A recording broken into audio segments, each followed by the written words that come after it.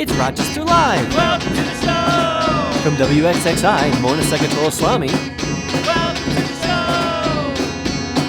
show. A secret celebrity guest. Welcome to the show. And as always, your host, Ron Ferrara. Hey guys! Yes, here we are! Another exciting episode of Rochester Live. Thank you for joining us, everybody. And boy, what a show we have today. From WXXI Classical Radio, Mona Seghatoleslami, and our very special celebrity guest, the one and only Rochester's favorite son, Taye Diggs. That's right. Here in the studio with us. But Mike's taking a phone call. He just left to take a phone call. Well, thankfully for everybody tuning in, I've got this place wired, okay? There are mics and cameras everywhere, so we're going to see what Mike's up to in a segment that we're calling All Mic'd Up. All mic'd up. He's mic'd up. He's mic'd up. Hello? Doctor? Oh no. Oh no. Terminal? What do I tell my wife? Oh, man. Oh, that was horrible. Wait, Genesee River Boys, what are you doing on the phone? I'm sorry, sir. Yes, it's terminal. Diarrhea, that's right. All right, enough of that. Let's go. Mike, get back in here. Come on. Play me to the desk already. We've wasted enough time. Let's get the show started here. Jeez Louise.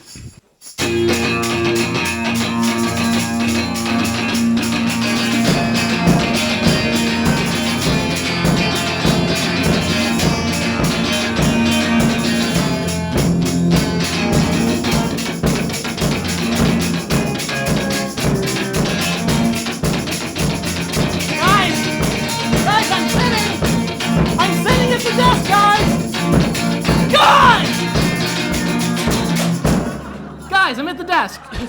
Thanks. Bang up job. Man, really stresses me out, those guys. Makes me want to be serious. And actually, when I think serious, I think politics. I don't know about you, but that's how I feel. So we're actually going to talk politics here. We're going to go Ron topic and get a little more serious with you.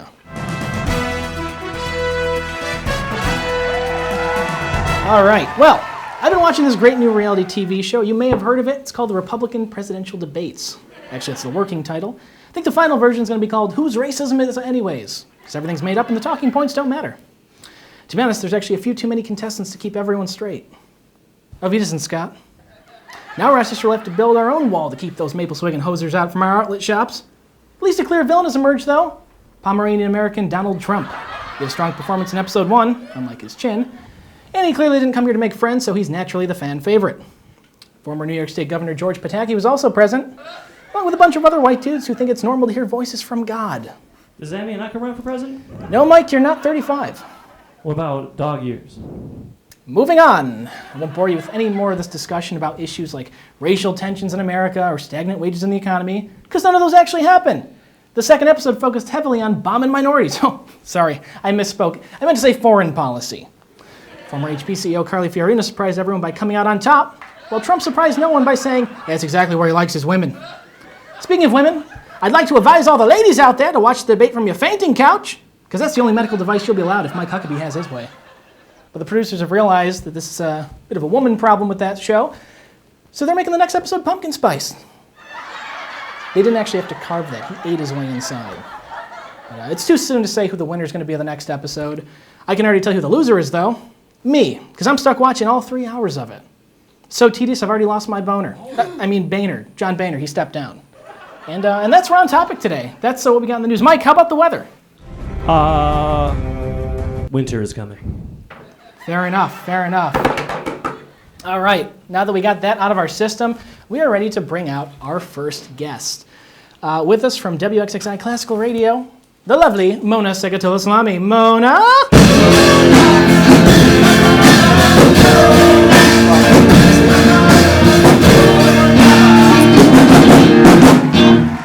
Thank you so much for coming. And that was actually the best song I've ever heard them play. Thanks, I thought it guys. was going to be Beethoven, maybe. Well, They're not that good. They're not That's that Beethoven. good. Now, it's funny. The first time that I ever saw you was at Greentopia Festival, and you came in your badass leather jacket. I'm like, who is this tough-looking chick? And you're the classical radio lady. What's the deal with that? Well, classical music is actually, I don't know, kind of tough and scary. Like, everyone thinks it's very relaxing and soothing, and some of it is, but half the pieces are about, some dramatic history thing, or a myth, or this guy who's in love with so-and-so, and they shot so-and-so, and now they're in hell, and they meet so-and-so, Sure, so so you're music is actually the kind of badass classical kick-ass something radio host. more like a music nerd. But Well, yeah. it makes sense, though, that you're tough. You're a Jersey girl? Yeah, I am believe? from New Jersey. Okay, so how did you go from Jersey to here? Through Illinois, Indiana, and West Virginia, and then kind of The went towards logical Canada. route. Yeah. And you've been doing radio that whole time? I or- started by playing viola. I thought I was going to be a viola soloist or play viola in a rock band or something. So I understand you're a big sci-fi buff. You like sci-fi novels? And Yeah, I grew up reading a lot, like Isaac Asimov and Roger Zelazny and Bradbury, and now actually I'm reading some Margaret Atwood right now, Blind Assassin. So that coupled with what we already know about you, you were literally like the most kick-ass person in classical radio. So- Are people afraid of you in the office? What? As much as I thought you were going to say, combine that you played music and you read science fiction, you were the most, least popular. No, as a little not kid. at all, no. But it's all come around You're now. super, everyone knows you, and What? well, at least your voice. Anyway, so yeah, this is very weird because I'm used to, I can wear whatever and be on, and make whatever faces Sure, I sure. want, and you're on the radio, and it doesn't matter if something goes wrong. You can just do that, and that's not weird.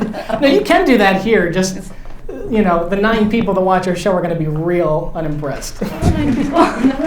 This is really fun. This is like watching this and seeing this come together. Well, thank you. Cool show, We actually, one of the things that you're known for is your voice. You're so Okay. soothing, and when you talk, it's very sensuous. So we actually wanted to have you describe a couple of the guys' songs. We actually wrote up some descriptions. Okay. If I can get those, so that you can, you don't have to read off the spot. We'll give them to you one at a time. They'll play a piece of music, and you can tell us Okay. what it's all about. So, guys, why don't you start with song number 1? 2, 3, 4.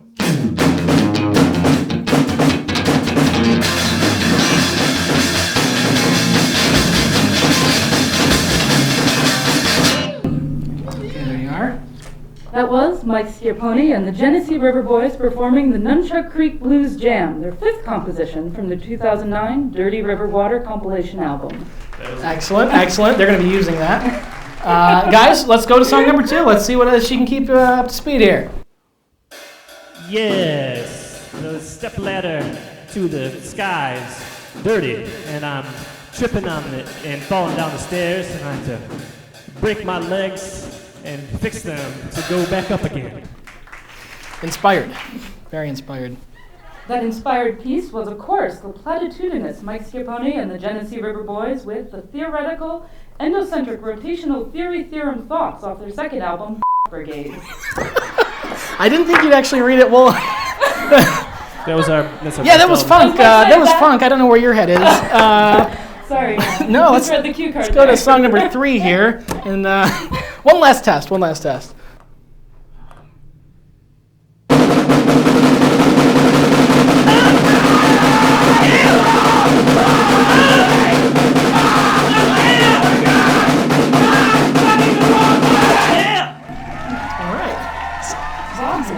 Yeah, very similar. That was Mike Scipioni and the Genesee River Boys with The Fat Cat Stacked Packs of Cracker Jacks After the Fact, which of course was off their debut album, The River Water's Daughter's Laughter, Lifter Cured, the Pharmacy Father's Author's Bleedy Blister Blog. Wow. I can't believe you went with the tongue twister and nailed it. Thank you so much Well, anyway, for so dealing bravo. with us. Yeah, guys, Music. well done, I suppose. But Mona, really exceptional. Thank you so much.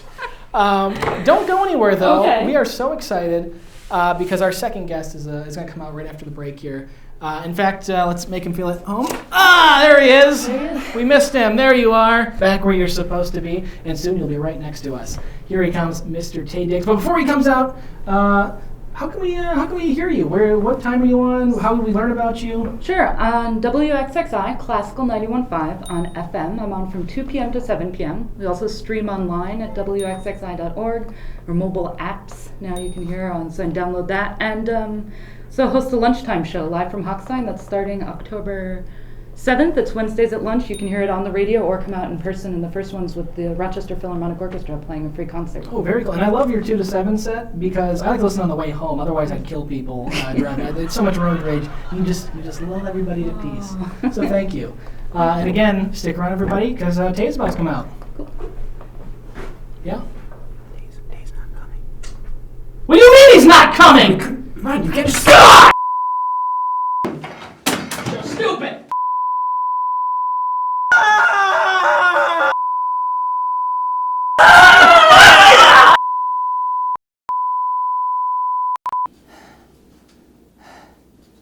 What an exceptional episode.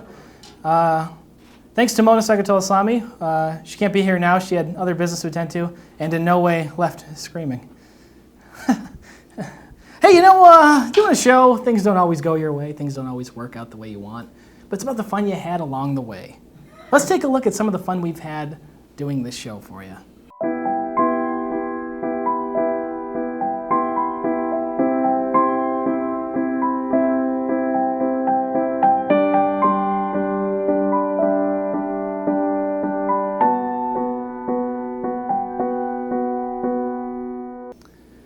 Well, folks, that's all the time we have for you. You've been a wonderful audience, and thanks for tuning in to Rochester Live. We love you. And Tay, it's on.